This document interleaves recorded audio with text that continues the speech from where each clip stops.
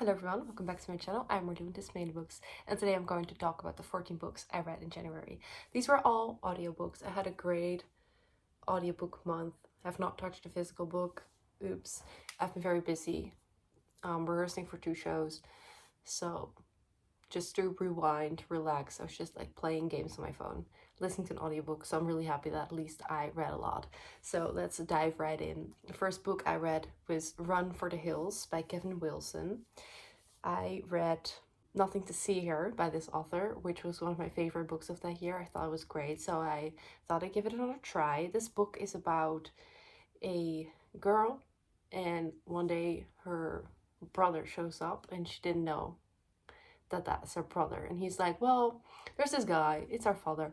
He starts over every time with new family, so we're gonna gather the siblings and find him. So it's kind of like a road trip, and yeah, it's interesting. It was fun. I'm gonna put my ratings up on the screen because I've not given it thought, but this was an enjoyable read, but not super like in my feelings. Then I read The House of My Mother.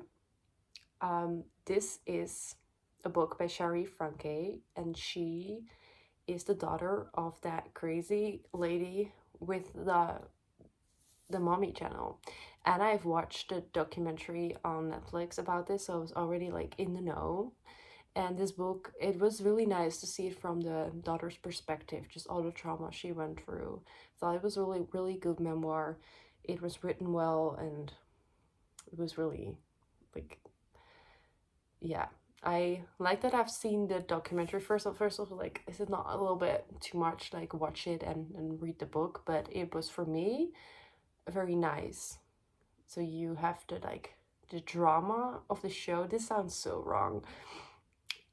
This sounds evil.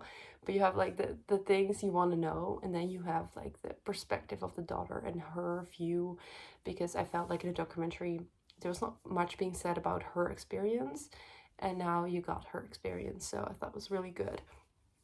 Then I read No One Was Supposed to Die at This Wedding. This is the second book after, what is the first one called? Somebody on this vacation is going to die, something like that. I didn't really love that one, but that was mostly because there were a lot of characters and I just couldn't remember them. And now I've read the second one, same characters, it was a little bit easier. So they're making a TV show or a movie about the book that she wrote, our main character. And yeah, someone is dying at the wedding. It's fine. It's like a 3-star book for me. It's just, it's okay, you know?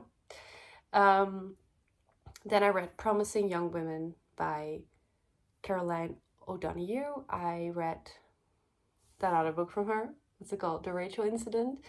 And she's just a nice, like, literary fiction author. This book is about a girl, and she's having an affair with her boss. Yeah. Yeah, that's about it. Yeah. I don't remember much, to be honest. It was fine. It was also sad. It's really about the work environment and how it impacts you and how it's not good. Don't sleep with your boss. I don't know, is he your boss? Something like that. It was pretty sad. Then I read The Treasures by Julie Soto. This is a YA thriller mystery. It's about a group of friends called the Treasures, and one girl died. And they're being targeted by her ghost in a way, but also by the police. And it's just really weird, but it was really fun. Like, I don't love YA, but these kids were still doing drugs and drinking and making out and whatever. So it was not too childlike for me. I had a good time with this, honestly. It was nice. It had a little bit of that Pretty Little Liars vibe of these like teenagers like getting in danger, and just like the haunting effect of that girl. I like that vibe. Then I read The Compound by Eileen Roll. I've heard of this book. Like, I think Sarah Carelli read it and hated it or didn't like it, and she likes everything. So it was like, I wasn't drawn to this book, but then it won science fiction of the Goodreads, so I read it and I enjoyed it so much. I was eating this shit up. This is about a group of people going on a reality TV show where they have to like survive in a compound and they have to do challenges, and if you can get voted out and you need to do challenges to get like food and comfort, and I just ate this up. Like, I had such a good time with it. Yes, I wish that there was more backstory to our main character, because you see her and you're like, well, she's kind of superficial, but it's also like, realistically, who would sign up for a show like that? You have to be super superficial, because you can do like personal challenges, like lie to people or just do things with people just to get like a lip gloss. And it's like, why would you want that? Like, it's just, looks are so important, but also like they do all these things on camera and everyone at home can watch it. So I was like, this sounds like a literal nightmare.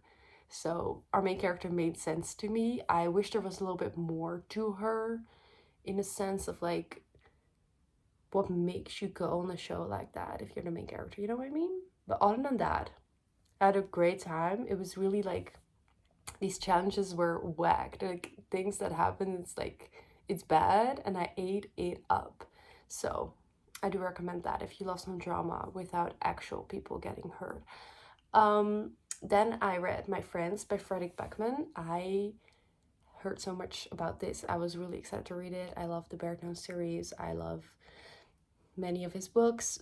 So I had high expectations and it was fine, but it's not a book I'm actively remembering right now, so it was not that good for me personally. It's about, oh no, it was fun, it was cute. It's about this girl and she's like running away because she lives in a group home. I'm not sure. And she wants to see this painting, and the painter is also like in the story. He used to paint his friends, and then she meets the friends, she meets the painter, whatever.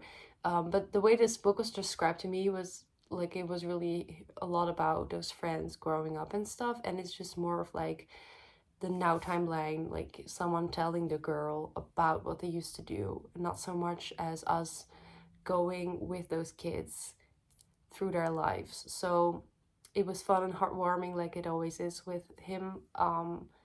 But it was not a 5-star for me. Then I read Hot Wax by Emma Rio. Emma Rio wrote If We Were Villains, love that. I read Graveyard Shift, so I had high hopes for this, because this is a book about music. Currently I'm thinking, what was this book about? I don't remember. What was this about? Okay, I literally had to Google what this book was about. That's not a good sign. Anyways, it's about this girl, and it's like a 2 timeline. Her dad has died, but she was not good with her dad. And then we jump from timelines where she was young and she was going on tour with her dad, who was in a rock band. And she was 10 years old, and it was like, it was confusing because it read so much older than 10, because the thing she was getting involved in was like not 10-year-old appropriate. And also the timeline of the now was just not interesting at all. And I felt like this whole time they were saying in the now timeline, like, ooh, I hate my dad. And then in the previous timeline, like the childhood line, you see nothing of that hatred towards him. It just felt disconnected. I don't know, I love books about music and like the olden times and the, you know, the 80s and the drugs and rock and roll vibe, but it was not hitting for me, even though this author wrote one of my favorite books. I don't know, maybe she should stick to Dark Academia.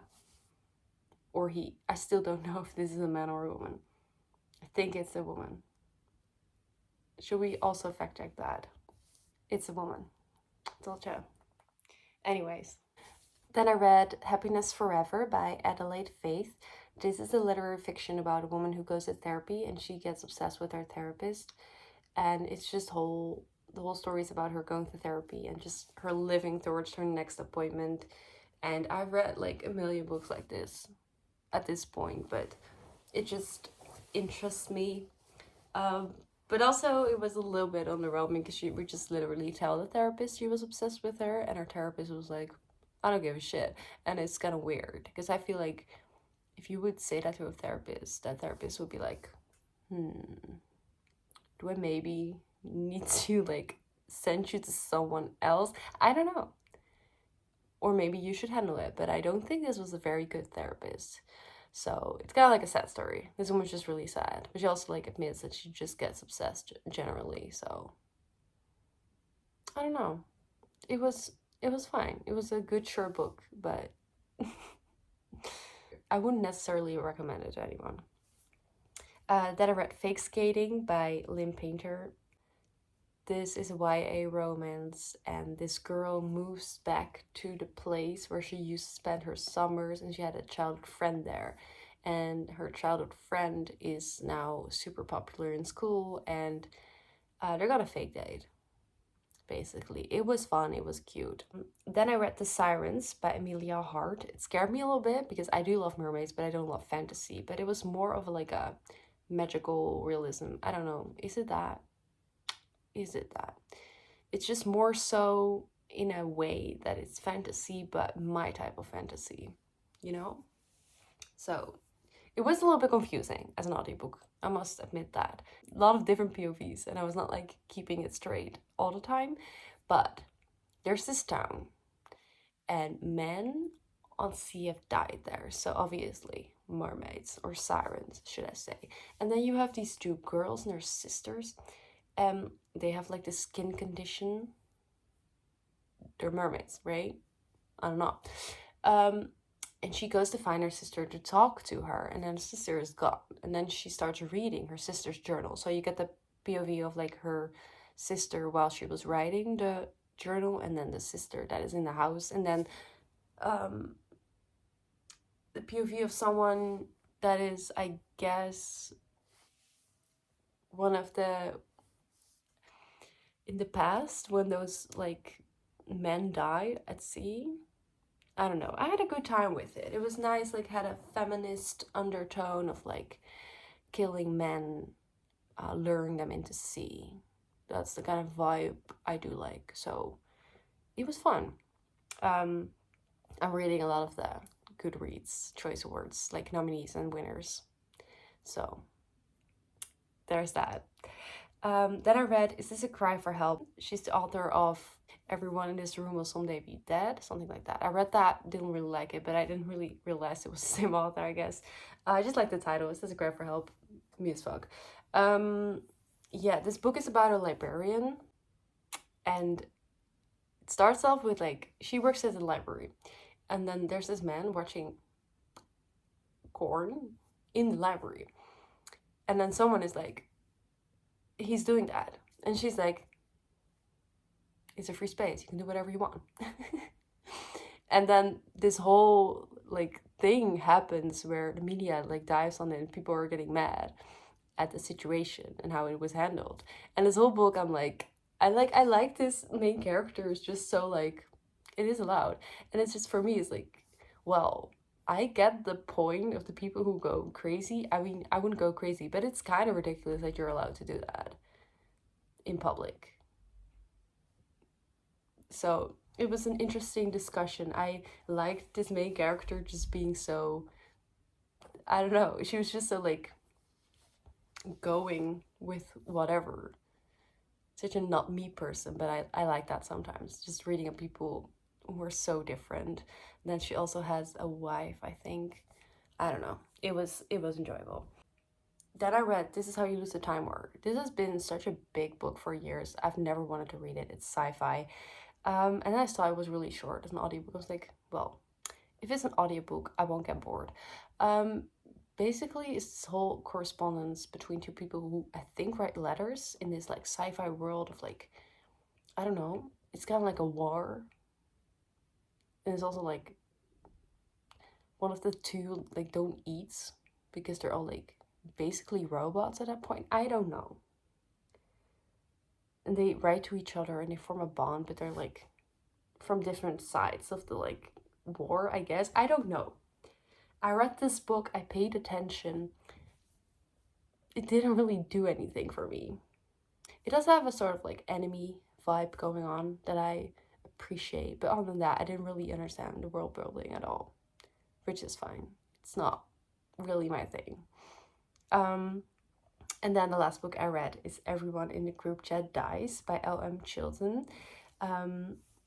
This is about a group of housemates.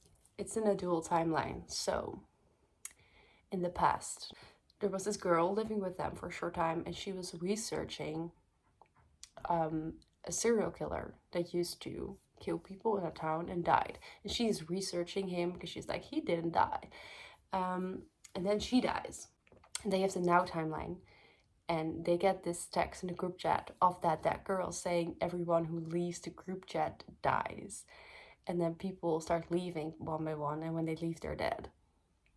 I thought it was really interesting. I thought it was fun. They use a lot of like brain rot language, but it makes sense in the context of, you know, it being about a group chat. I thought it was fun. Again, Pretty Little Liars vibes, you know. We love someone dead texting. Yeah, good. I didn't think it was fantastically written or anything, but it was an enjoyable thriller. I liked it. So yeah, those were all the 14 books I read this month. Please let me know if you've read any of these or if you have recommendations for me. I always love to hear from you. Yeah, I hope you guys liked this video. If you did, please leave a like, comment, and subscribe, and I'd love to see you next time. Bye!